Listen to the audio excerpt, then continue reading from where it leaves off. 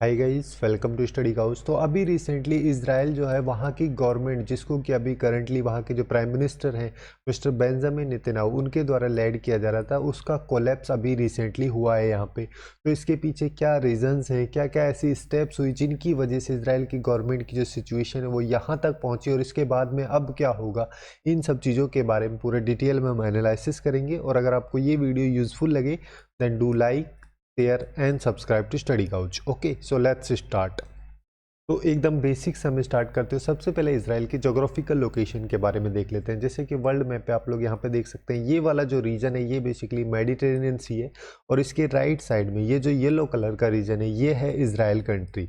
और इसकी neighbouring countries की अगर हम बात करें तो नीचे इसकी जो बाउंड्री है वो इजिप्ट के साथ में लगती है। ठीक है, ये इजिप्ट कंट्री है जो कि एक अफ्रीकन कंट्री है, और इजिप्ट का जो बस ये वाला पार्ट है, ये वाला जो पार्ट है जिसको कि सीनियाई पेनिनसुला के नाम से जाना जाता है, ये पार्ट बस एशिया में आता है, बाकी जो पोर्शन है वो अफ्रीका में आता है।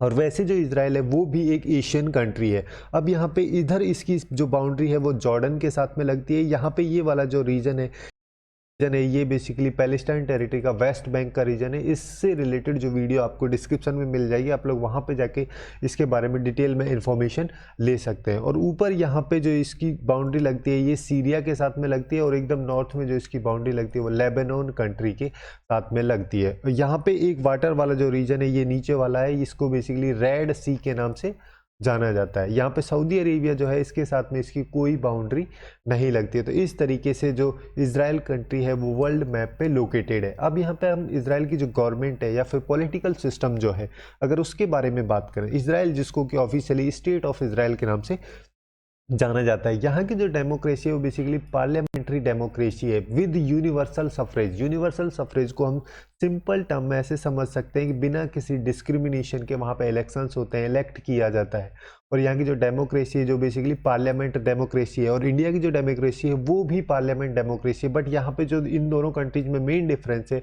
वो बेसिकली, जैसे इजराइल की जो डेमोक्रेसी है वहाँ पे जो गवर्नमेंट है या पॉलिटिकल सिस्टम जो है वो यूनिकैमरल है। ठीक है, मतलब कि जो लेजिस्लेटिव चैम्बर्स होते हैं या फिर लेजिस्लेटिव हाउसेज जो होते हैं वो बस एक हाउस होता है, उसको यूनिकैमरल बोला जाता है। बट इंडिया की हम बात करें तो इंडिया में दो हाउसेज हैं, लोकसभा और राज्यसभा।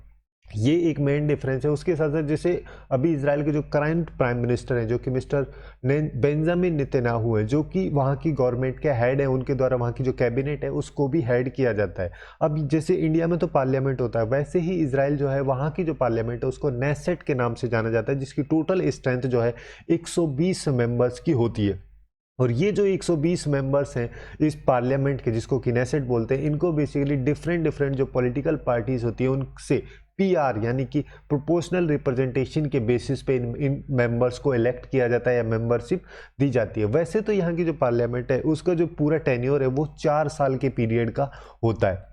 बट अगर वहाँ पे नो कॉन्फिडेंस मोशन पास कर दिया जाए या फिर जो वहाँ की गवर्नमेंट है वो दो पार्टीज़ के कॉलिशन से बनी है, तो ऐसी सिचुएशन में अगर वो कॉलिशन अनस्टेबल हो जाता है तो वहाँ की जो पार्लियामेंट या फिर जो नेसेट है वो डिसॉल्व हो जाती है, उसके जो पूरा टेन्योर है उससे पहले भी। अब यहाँ पे एक प्रेसिडेंट की पोजीशन भी होती है जिसको कि हेड ऑफ स्टेट बोला जाता है, जो मेनली जो सेरेमोनियल ड्यूटीज़ होती है उन सबको प्रेसिडेंट ऑफ जो इजराइल है उनके द्वारा किया जाता है। मेनली इनको 7 साल के पीरियड के लिए इलेक्ट किया जाता है, मतलब कि जो इनका टेन्योर है वो 7 साल का है। अभी जो करंट जो यहाँ के प्रेसिडेंट है उनको 2014 में इलेक्ट किया गया था। और आप लोग कमेंट करके बताएं कि इजराइल के जो करंट प्रेसिडेंट है वो अभी कौन है।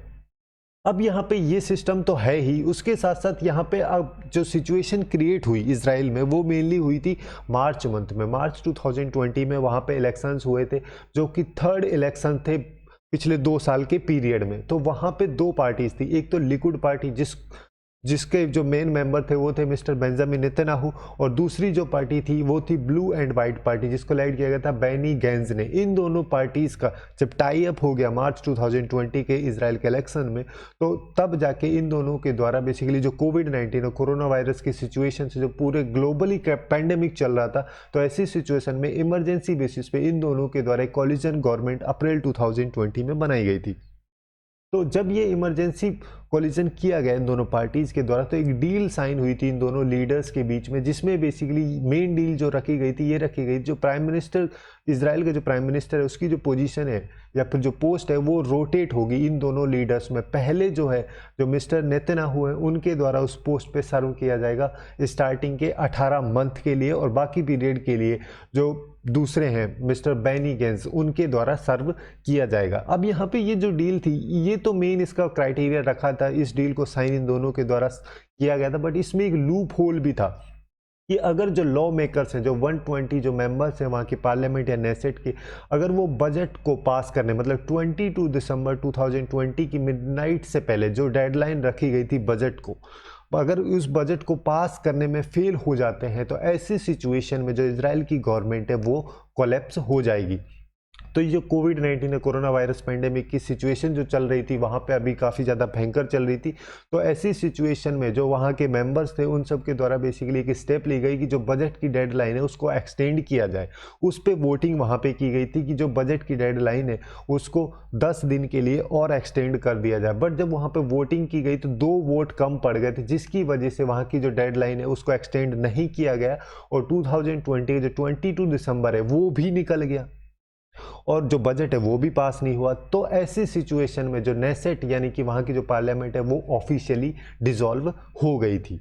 तो अब यहाँ के इस पे जो कई सारे रीजंस भी इसके माने जा सकते हैं। वैसे तो पॉलिटिकल गेन इसका मेन रीजन बताया जा रहा है, जैसे इजराइल के जो प्राइम मिनिस्टर हैं जो कि मिस्टर बेंजामिन नेतन्याहू है, उनका कोलिजन जब हुआ जो ब्लू एंड वाइट पार्टी के लीडर हैं बेनी गेंस उन दोनों के साथ में, तो अभी रिसेंटली 7 महीने तक इन दोनों की एक गवर्नमेंट चली थी और जब यहाँ पे ये कोलैप्स हो गया तो इसके बाद इन दोनों के द्वारा बेसिकली एक दूसरे को ही ब्लेम किया जा रहा है। तो मिस्टर नेतन्याहू जो है उनका कहना ये है जो ब्लू एंड वाइट पार्टी के जो लीडर हैं मिस्टर बेनी गेंस उनके द्वारा जो ओरिजिनल कोलिजन एग्रीमेंट दोनों के द्वारा साइन किया गया था उसको मॉडिफाई करने की कोशिश की गई, और जब मिस्टर नेतन्याहू के द्वारा उस एग्रीमेंट को जो मॉडिफाइड एग्रीमेंट था उसको माना नहीं गया, तो ऐसी सिचुएशन में उनके द्वारा ये जो इलेक्शंस की सिचुएशन है या फिर जो कोलैप्स की सिचुएशन है इसको ड्रैग किया गया है।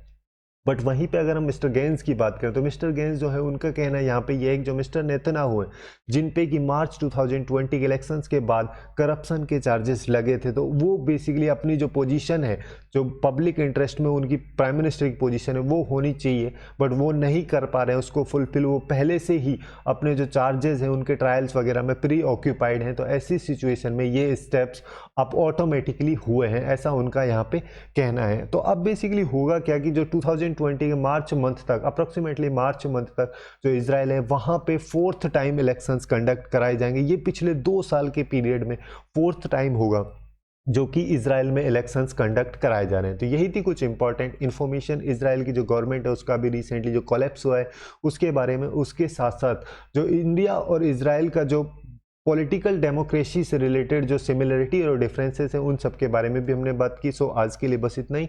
Hopefully you guys find it useful and if you find it useful then do like share and subscribe to study couch. Thanks for watching and have a good day.